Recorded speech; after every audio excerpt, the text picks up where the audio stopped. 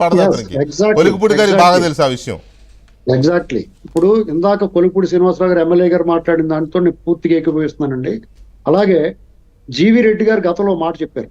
ఆ రోత పత్రికని, ఆ పేరు చదవటం నాకు ఇష్టం ఉండదు, ఎందుకంటే తులసి నీటితో నోరు కడుక్కోవాలి మళ్ళీ ఆ మాట అంటే. కాబట్టి ఆయన ఓ మాట చెప్పాడు, ఆ పత్రికలో డేట్ మాత్రమే నిజం ఉంటది, మిగతా అన్ని అబద్ధాలు. అవును, అది అక్షర సత్యం అండి. ఆ చిన్న పిల్లవాడైనా కానీ భలే చెప్పాడైనా ఆ విషయంలో. చాలా అనుకున్న వాళ్ళందరికంటే కూడా ఆ ఐడియా అతనికి వచ్చింది.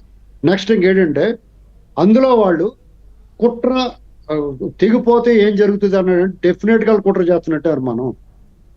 మీకు చాలా మందికి తెలియట్లేదు కానీ వాళ్ళు యాంటీ సోషల్ ఎలిమెంట్స్ అంటే సంఘ వ్యతిరేక శక్తులు వాళ్ళు. జగన్ అనేటువంటి వ్యక్తి ఒక వైరస్. మరి శశిధర్ రెడ్డి గారు ఒక మాట చెప్పాడు, సీమాంధ్రకు పొంచి ఉన్న పెను ముప్పు ఇతను అని 10 ఏళ్ల క్రితం చెప్పాడు ఆయన. మనం ఎవ్వరూ కూడా పెడచెవిని పెట్టి వినలేదు, ఆయన మాట విన పట్టించుకోలేదు. అది ఇవాళ ప్రత్యక్షంగా చూస్తాం. 2010లో చెప్పాడు ఆయన.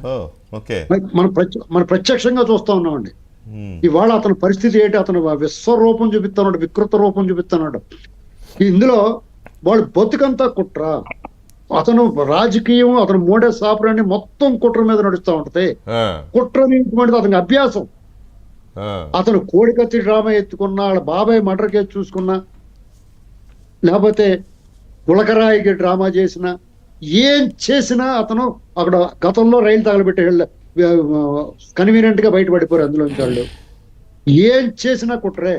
వాళ్ళు ప్రతి మాట కుట్ర, ప్రతి అడుగు కుట్ర. ఇది తెలుగుదేశం ప్రభుత్వం ఈ హింసలోంచే తన ఇది ఎత్తుక్కుంటాడనమాట, తన స్టెబిలిటీని, తన ఎదుగుదలని, లేకపోతే వీటిని ఎత్తుక్కునే ఒక రకమైన వ్యూహాత్మకమైన కుట్ర ఉంటదేమో. ఒక విషయం చెప్పాలండి, ఒక విషయం చెప్పాలి. కొంతమందికి మద్యపానము, ధూమపానము ఇలాంటి అలవాటు ఉండదు. పాలు మాత్రమే తాగుతారు వాళ్ళు, కాఫీ కూడా తాగరు కొంతమంది. వాళ్ళు పచ్చి నెత్తురు పుస్తం అని వేడి నెత్తురు తాగుతారు. అటువంటి వ్యక్తి ఉండదు. ఈ మాట అంటే నేను ఏమాత్రం వెనకాను.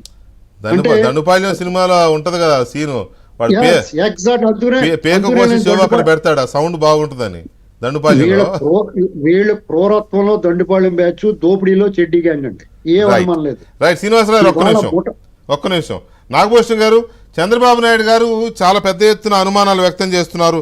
ఈ కుట్రల్ని మనం తిప్పికొట్టాలి, అమరావతి పైన కుట్రలు చేస్తున్నారు, విధ్వంసం సృష్టించేందుకు ఏది వరదలను ఆధారం చేసుకుని ఏదో చేయాలనే వైసీపీ ప్రయత్నం చేస్తుందని